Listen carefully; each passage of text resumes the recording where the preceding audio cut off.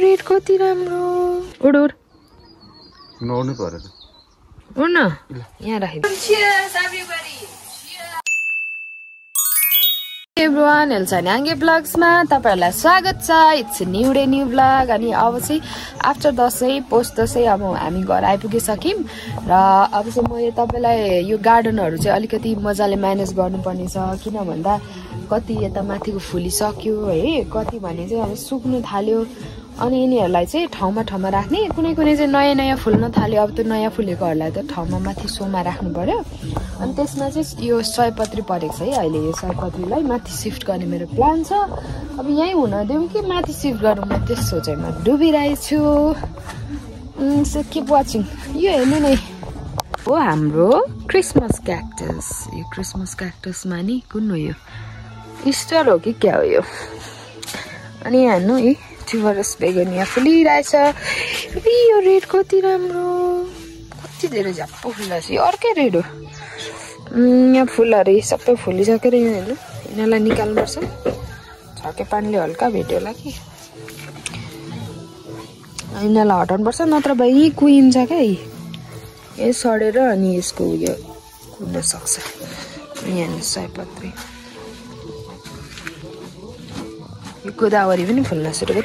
यो त अस्तिकै हो, यो मदर बोट हो। यसलाई म अलिक जोगाएर राख्नुपर्ने छ। अब यो फुलिसक्यो, यसलाई चाहिँ मैले हटाउनु पर्छ। यो त ठिकै छ कि, यसले बेकार न्युट्रिसन खाइदिन्छ यसको, ठिकै छ। अनि यो कुहिएकोहरूले चाहिँ यो डाँठै कुहाउँछ कि उसको साथीलाई पनि कुहाइहालेछ नफुलिकन। फङ्गस पनि हो यो, फङ्गिसाइड हाल्नुपर्छ। तर त्यो भन्दा त अब त्यो फाल्नु इम्पोर्टेन्ट भयो नि त, जरुरी हो गया। त्यही भएर चाहिँ मैले निकालेँ। यो भयो। फुलिसकेपछि टाइम हुन्छ भने सकभर निकालेको राम्रो। अब टाइमै हुँदैन भने त कहिलेकाहीँ छोडिदिनु पर्ने हुन्छ। ठ्याक्कै यो एजेलिया चाहिँ कति राम्रो फुलेको क्या, म त्यही छक्क पर्छु। अहिलेदेखि होइन फुलेको यिनीहरू। नै घुमी घुमी यता यता फुलिसक्यो। अनि अब कोपिला यहाँ रेडी छ अर्को लट फुल्नलाई। नयाँ कोपिलाहरू बन्दैछ।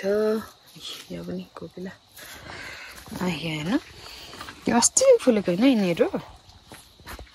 कत्रो लामो टाइम भइसक्यो यिनीहरू फुल्न थालेको। यो रेड पो कति राम्रो लागिरहेछ मलाई। यो अर्कै रेड हो, कति ठुल्ठुलो फुल्यो हो। त्यो भयो। अनि यो पनि नयाँ हो, नयाँ छ यसको कलर। अनि यो पिङ्क चाहिँ धेरै भयो है फुलेको। यहाँ अस्तिदेखि फुलेको फुले अझै फुलिरहेछ, अझै फुल्ने तर्खर छ। यो पनि कोपिला कति धेरै लागेछ। अनि यहाँ हेर्नु त, यो साइडमा पनि छ नि, एजेलिया मात्रै छ यो साइडमा। यहाँ नि फुल्न सुरु गर्यो। यो पिङ्क कति राम्रो छ। यसको सेतो सेतो यो बग छ नि, हो यो बगको बाहिरी खोस्टा।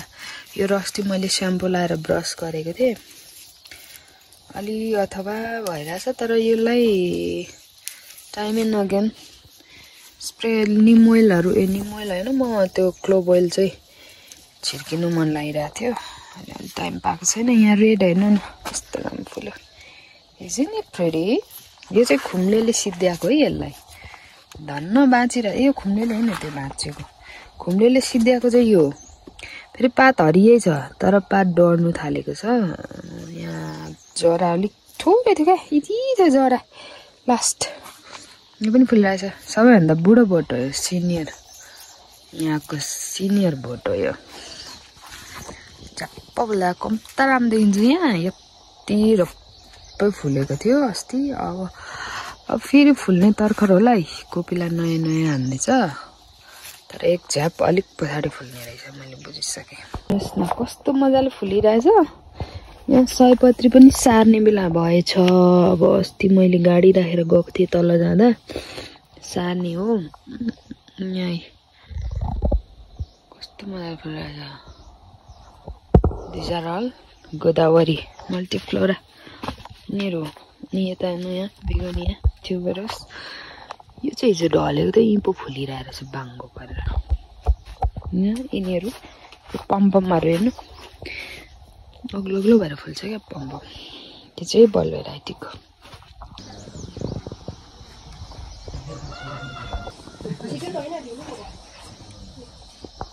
हेर्नुहोस् ए परेवा कि ढुकुर हौ ढुकुर त परेवाको बच्चा भन्दै आएर यसले त म उडाउँछु होइन नरिसाउनु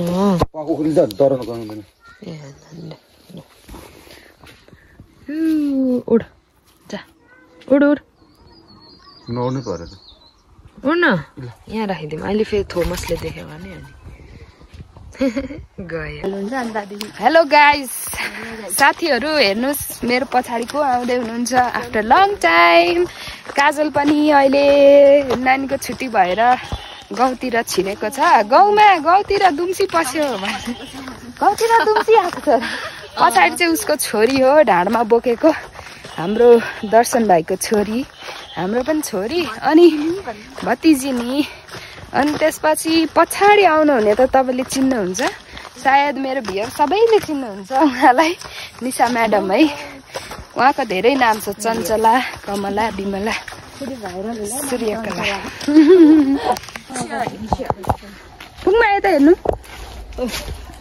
हेलो मामी छोरी हाई अब पोज दिन थालिहाल्यो ल सक्नुहुन्छ हाम्रो गार्डनमा को आउनु भएको छ पछाडि फुङमा र फुङमाको फुपू फुङमाको मामु छोमास हिँड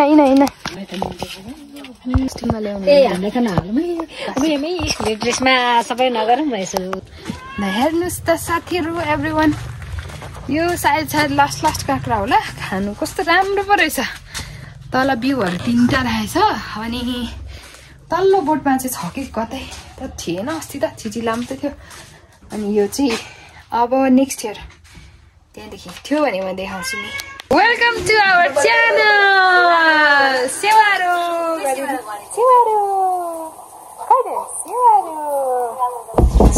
Sewani annyeonghaseyo 15,000 naseo cheers everybody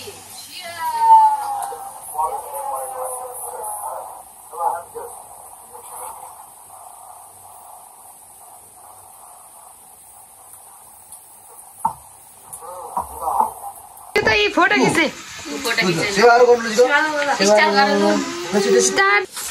high guys साथीहरु हामी चाहिँ यहाँ आज धेरैजना भेला भएको छौं अनि यो चाहिँ गुन्द्रुकको अचार हो है गुन्द्रुकको अचार बनिरहेछ अनि यहाँ चाहिँ के छ सुकुटी छ सुकुटी देख्यो सुकुटी बन्दैछ अनि त्यसपछि अर्को के छ यहाँ काँक्रा र आलुको अचार बन्छ अब प्याज लाउने आलु लगाउने अनि चाम्रे बनाएर खाने अनि यता हामी तोङ्बा खाँदैछौँ सबैजनालाई